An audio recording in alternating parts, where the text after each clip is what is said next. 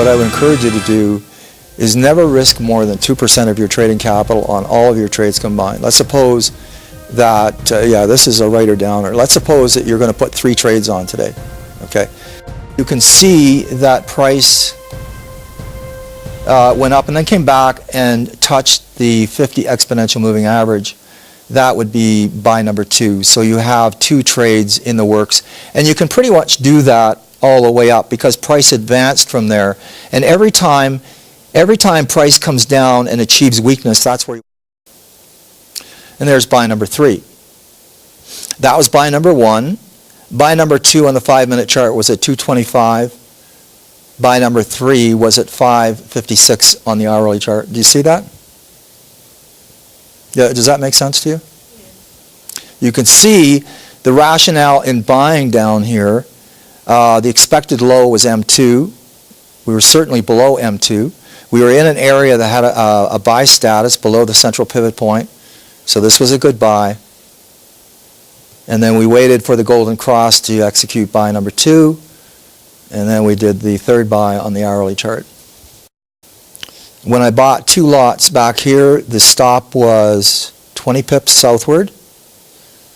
And then at this buy point, I collapsed one of these lots, moved the stop placement up to break even, and left it there. I didn't trail it because what can happen is if you start to trail your stops, price can advance and then come back, take out your stop, and then advance again. It can be very frustrating when that happens.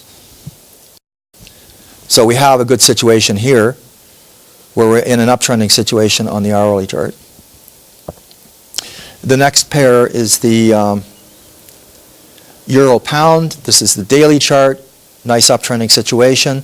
Same thing on the hourly chart. Again, we have the golden cross right here. Price is in an uptrend, and that's exactly what we're looking for. We're looking for buying weakness situations. Finding situations where the daily and hourly charts are trending up. That's all I'm talking about. And then you nail it on the hourly chart. On the hourly chart, you buy weakness, like right here. Now, you have to be patient because, as you can see, price will rise and fall and rise and fall. You have to be patient to find situations like this. But since we found 4 pairs that satisfied my criteria, you can be looking at all 4 pairs for possible buying situations. Once you've done your homework and you've picked the pairs you want to trade, you just let MACD tell you where to buy. Absolutely. As soon as you... Now, Joe DiNapoli would say, for example, okay, let's suppose price action has not unfolded. Let's suppose we're at this point here where MACD has not punched up through its trigger line, but it's pointing at the trigger line. Joe DiNapoli would say that you can assume it's going to happen and pull the trigger right. That's the way he would trade it. I would rather wait for MACD to punch up through its trigger line and then buy right there. Price is weak. MACD issues the buy signal. Right on, Craig. You got it. A number of years ago, traders were, a poll was taken amongst traders, and hands down, the number 1 indicator came up as the... let's talk about false signals.